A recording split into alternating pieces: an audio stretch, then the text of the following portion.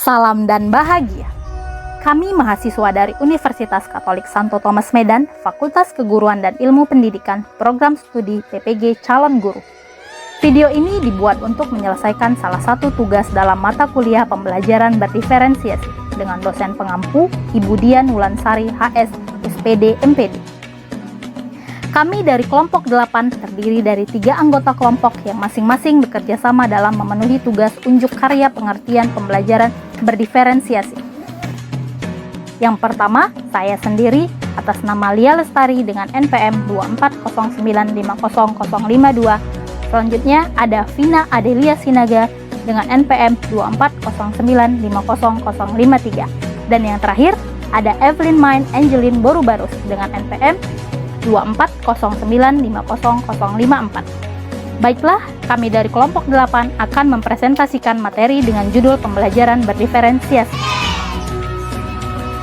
Di video kali ini kita akan membahas 6 topik pembahasan. Yang pertama itu mengenai definisi pembelajaran berdiferensiasi. Yang kedua, ciri-ciri dan unsur-unsur pembelajaran berdiferensiasi. Yang ketiga, pengelompokan. Yang keempat, teori yang relevan. Yang kelima, persiapan, langkah-langkah dan contoh pembelajaran berdiferensiasi. Dan yang keenam, kesimpulan. Pembelajaran berdiferensiasi adalah pendekatan pembelajaran yang mengakui bahwa setiap siswa memiliki gaya belajar, minat, kekuatan, dan tantangan yang unik. Dalam model pembelajaran ini, guru tidak lagi mengajar semua siswa dengan cara yang sama, melainkan menyesuaikan pengajaran agar sesuai dengan kebutuhan individual setiap siswa. Tujuan utama pembelajaran berdiferensiasi adalah menciptakan pengalaman belajar yang lebih efektif bagi setiap siswa, sehingga mereka dapat mencapai potensi maksimalnya. Adapun ciri-ciri pembelajaran berdiferensiasi ialah 1. Fokus pada siswa. Pembelajaran berpusat pada kebutuhan, minat, dan gaya belajar setiap siswa. 2. Fleksibilitas. Guru memberikan berbagai pilihan, materi, aktivitas, dan penilaian. 3. Berbasis asesmen. Asesmen digunakan untuk mengidentifikasi kebutuhan siswa dan menyesuaikan pembelajaran. 4. Kolaborasi. Siswa diajak untuk berkolaborasi dengan teman sebaya. 5. Beragam strategi. Guru menggunakan berbagai strategi pembelajaran untuk peserta didik yang berbeda. 6. Sifatnya proaktif. Pada pembelajaran ini, guru bersifat proaktif. Sejak awal, guru sudah mengantisipasi kelas yang akan diajarkan dengan cara merencanakan pembelajaran untuk peserta didik yang berbeda-beda. 7. Mengutamakan kualitas daripada kuantitas. Dalam pembelajaran berdiferensiasi, kualitas tugas disesuaikan dengan kebutuhan siswa. Adapun unsur-unsur pembelajaran berdiferensiasi ialah 1. Konten. Konten berupa materi pembelajaran yang disesuaikan dengan tingkat kemauan siswa. Siswa yang sudah menguasai materi dapat diberikan materi yang lebih kompleks. 2. Proses. Beberapa siswa mungkin lebih suka belajar secara mandiri, sementara siswa lainnya lebih suka belajar kelompok. 3. Produk. Produk merupakan hasil akhir dari pembelajaran yang dapat dibedakan, di mana siswa dapat memilih bentuk produk yang sesuai dengan minat dan gaya belajar siswa. 4. Pembelajaran lingkungan. Suasana kelas dapat diatur untuk mengakomodasi berbagai gaya belajar siswa. 3 contoh penerapan pengelompokan pembelajaran berdiferensiasi. Yang pertama ada kesiapan belajar. Kesiapan belajar pada peserta didik ini diketahui untuk mengetahui sejauh mana kemampuan pengetahuan dan keterampilan dari peserta didik untuk mencapai tujuan pembelajaran. Kedua, ada minat peserta didik, di mana dilihat dari minat peserta didik ini senang dalam hal tertentu, karena hal ini akan dapat membantu pendidik untuk menentukan aktivitas apa yang perlu dilakukan terhadap peserta didik dalam pembelajarannya. Yang ketiga, ada profil belajar peserta didik. Nah, pada tahap ini, untuk mengacu pada pendekatan atau bagaimana cara yang paling disenangi peserta didik agar mereka dapat memahami pembelajaran dengan baik. Ada juga peserta didik yang senang belajar mandiri. Di samping itu, terdapat juga tipe belajar peserta didik yang berbeda-beda, di mana tipe belajar ini terbagi menjadi 3. Yang pertama adalah pembelajaran visual, yang kedua auditori, dan yang ketiga kinestetik. Adapun teori pendukung yang mendukung pembelajaran berdiferensiasi akan kami jelaskan secara 3 poin. Yang pertama ada teori konstruktivisme, di mana teori ini menekankan bahwa siswa membangun pengetahuan sendiri melalui pengalaman dan interaksi dengan lingkungan. Pembelajaran berdiferensiasi menurut teori ini memungkinkan siswa untuk membangun pengetahuan dengan cara yang sesuai dengan gaya belajar mereka tadi yang ada 3. Kedua, ada teori multiple intelligence, di mana teori ini menghasilkan bahwa setiap individu itu memiliki kecerdasan yang berbeda-beda. Nah, seperti kecerdasan logika matematika, spesial, musikal, kinestetik, dan lain sebagainya.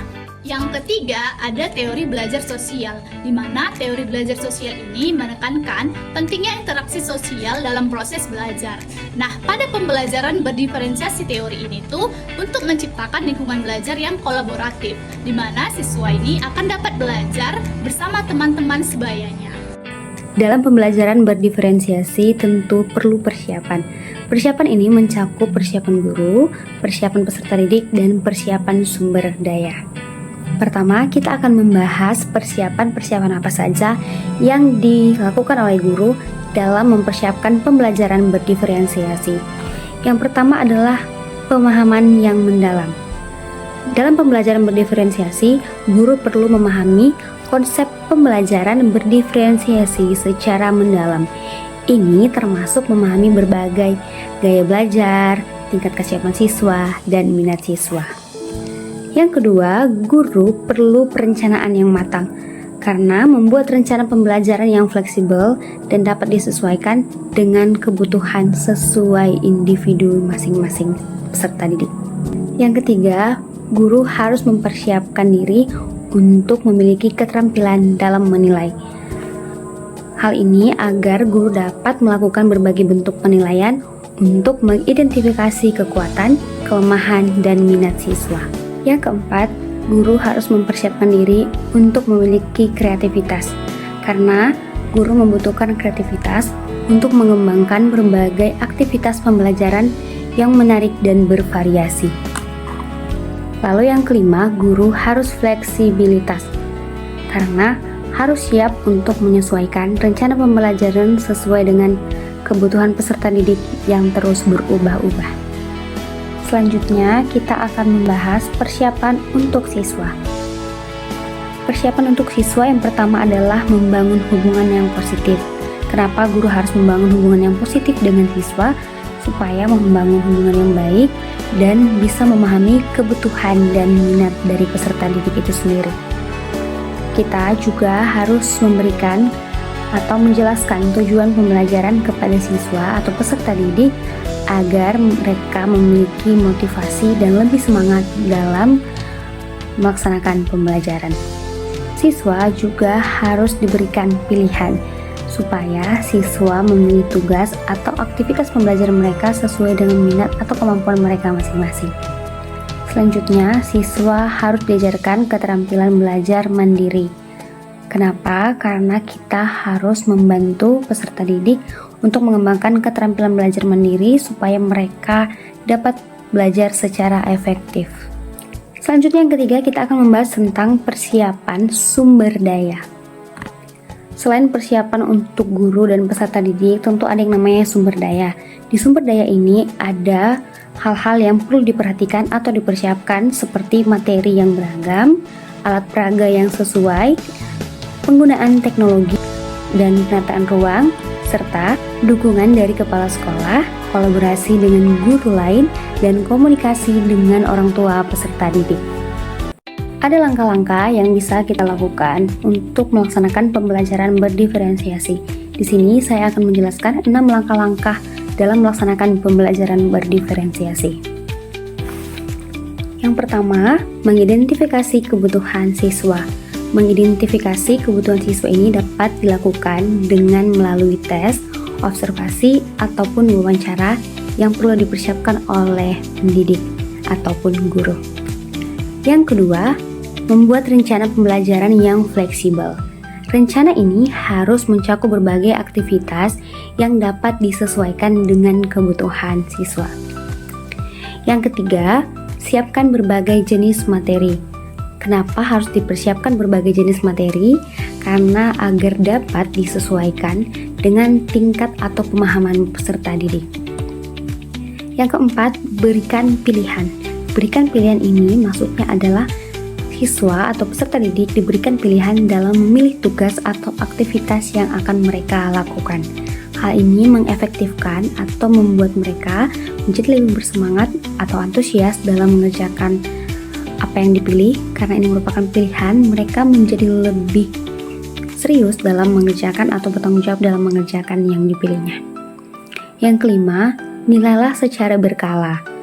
Lakukan penilaian secara terus-menerus dan berkala untuk memantau perkembangan peserta didik. Yang keenam, refleksi. Refleksi ini dilakukan setiap selesai pembelajaran untuk memperbaiki proses pembelajaran dan melihat kembali apakah pembelajaran yang kita lakukan ini sudah sesuai atau tidak. Saudara-saudari sekalian, setelah penjelasan yang panjang yang kami lakukan, maka di sini kami akan menampilkan contoh pembelajaran yang relevan dengan pembelajaran berdiferensiasi di dalam kelas. Selamat menonton!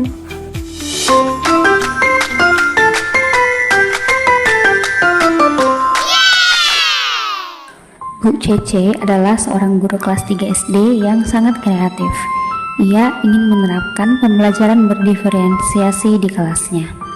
Suatu hari, Bu Cece mengajak anak-anaknya untuk berpetualang ke negeri dongeng.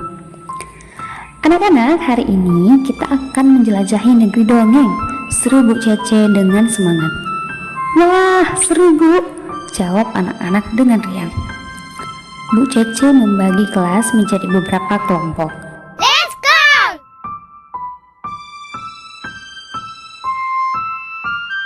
Setiap kelompok diberikan tugas yang berbeda-beda sesuai dengan minat dan kemampuan mereka.